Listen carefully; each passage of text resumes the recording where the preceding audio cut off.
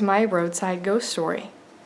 I didn't know much about the area in general because it's just one of so many different suburbs, and we didn't really go that way too often. It was just more distant relatives we would see once in a while. About 7-8 years ago. Moved since then, but basically just taking a long way home, just doing dining, shopping, kind of a slow way, scenic detour back to, where eventually we go home. So, yeah. My husband, I'm sure he was my boyfriend at the time, my husband was just driving. I'm in the passenger seat, and it was just the two of us. And basically, the road, there's a higher speed limit where you can get off of the main, highway. And then slowly the speed limit starts to decline as you go into residential kinds of areas. And I think there's a school nearby, if I remember right.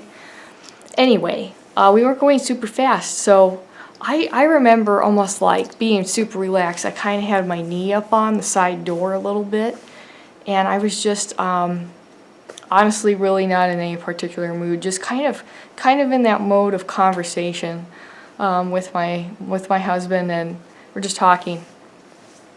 And so he slowly, we see the light way up ahead. There's not many other vehicles on the road at this time.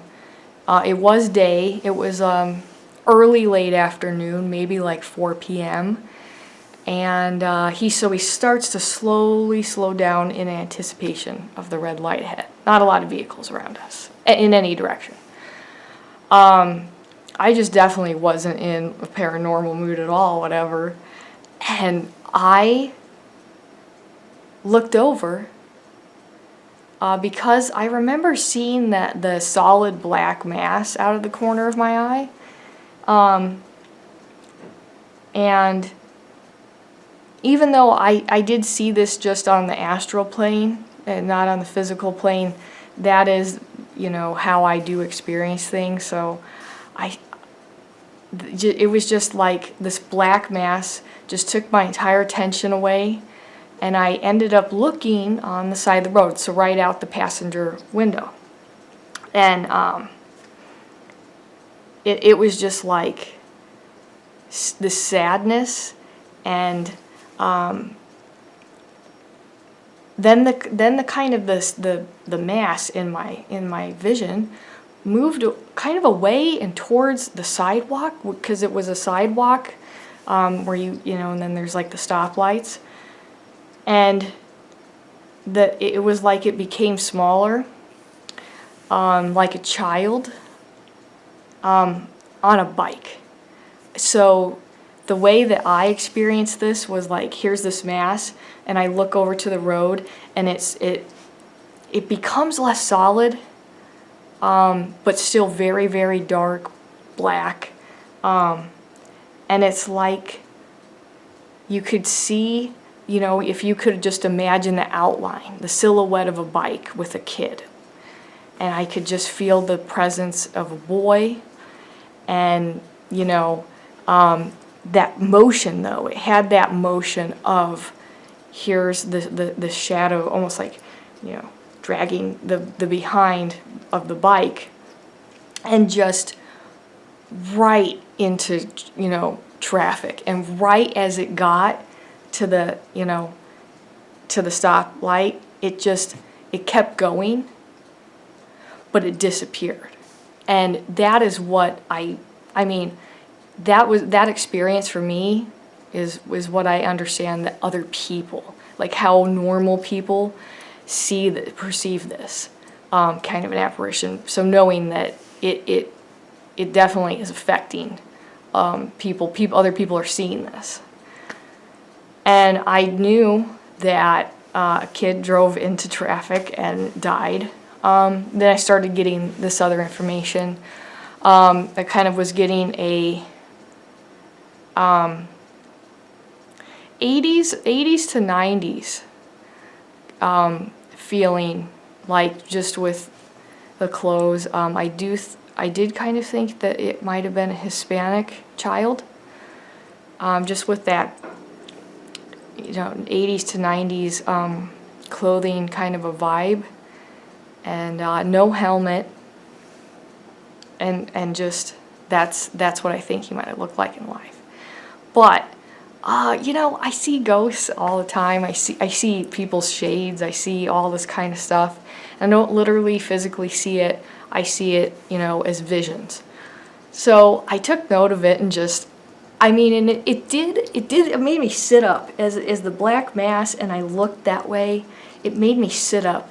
It triggered my flight or fight, and it made me think like that somebody was really there. For like a really brief moment, my mind definitely thought, oh my God, we're gonna hit a kid, we're like, oh my God, slow down.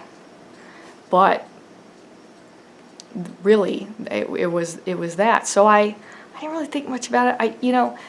Later on, I just think some of my private thoughts were like, oh, this is really like this area, there's something to do with the land, that it's just pooling this residual energy, because I just when we go down that road, I'd feel really drained, out of place and time. Very easy to get lost in like daydreaming. Even more so than normal, just that shift. And then I thought, well, that kind of makes sense with the way this kid seemed like residual energy. I think that people actually did used to see him as a boy before, but I think now people see him as a shadow because his ego is slowly dissolving back into space and time. But that's a very slow process in this case because of the land. So extending that process that sometimes happens to people so fast they don't even become ghosts. They just either reincarnate pretty immediately, or they don't have any kind of real recollection about being dead, because they're just expecting something so different. And that's a whole nother story. But I was just like, yeah, it's just a really residual kind of spooky area. And then at some other point, I was talking to my neighbor, and he is, well, I haven't seen him in years, but he was a pagan who was in the army, and he had seen, I think, 3 or 4 tours in Afghanistan, and he became pagan when he came back home, and he actually was drawing his own tarot deck. Really awesome. So we used to go and smoke and hang out with him.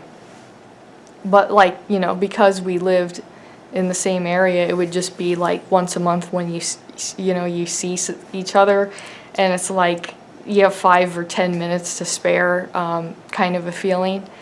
So it was around Halloween, and we started talking about ghosts, and he was like, yeah, the land, it's so weird how different places have different feelings. I was driving, and he talks about that same road, and he was like, I swear that I saw somebody bike out into the road. But he was like, it looked like almost like a gray, like a fast-moving grayish kind of a being that he really said didn't have definite features, but it just darted right out into the road and disappeared. And I was like, oh my gosh, really? Now, I never brought this kind of stuff up. Usually we would talk more about Western mystery traditions and more things along those lines, but I never would have imagined he would just pull that same kind of story.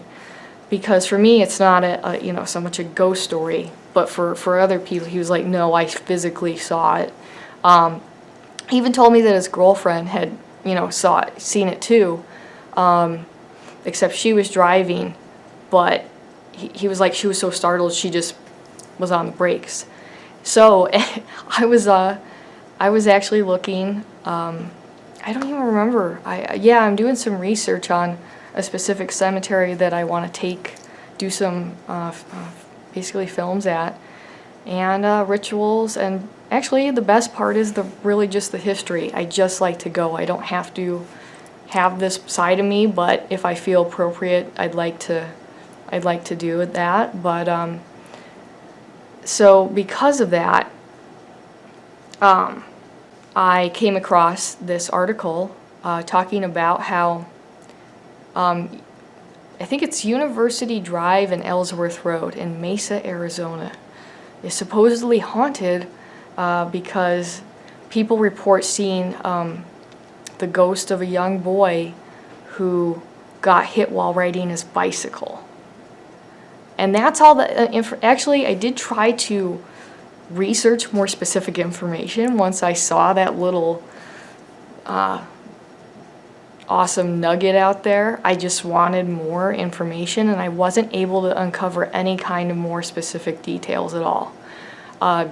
Literally not at all, like if it really happened or not.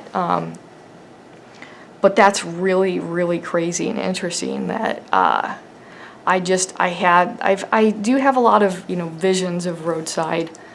Not just ghosts, mainly it's just the trauma, the residualness of the land, but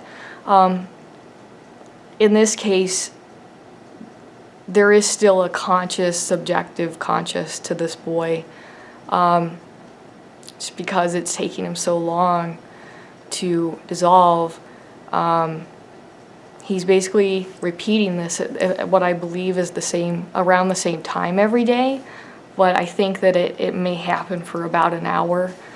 And that's all, people only see him for a foot or two. And it's just, it was just so traumatizing. And of course, what I really believe is that this kid didn't know what was going on, so he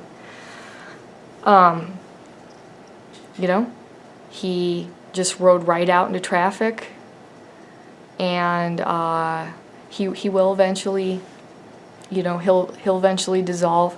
So, sometimes, because, I can't get that much information off of him.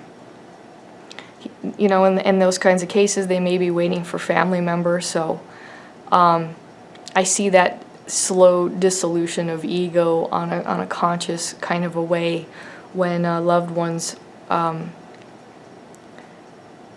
waiting for some of these deceased. That's kind of their way of holding on. They've got to hold on to the physical plane a little bit in some way, and sometimes the last thing, of course, that people remember, or sometimes the only thing they remember, is the way they died.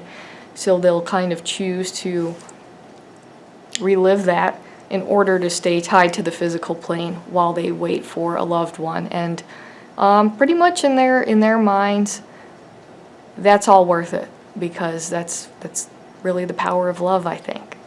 I don't know if that applies in any kind of way to this case.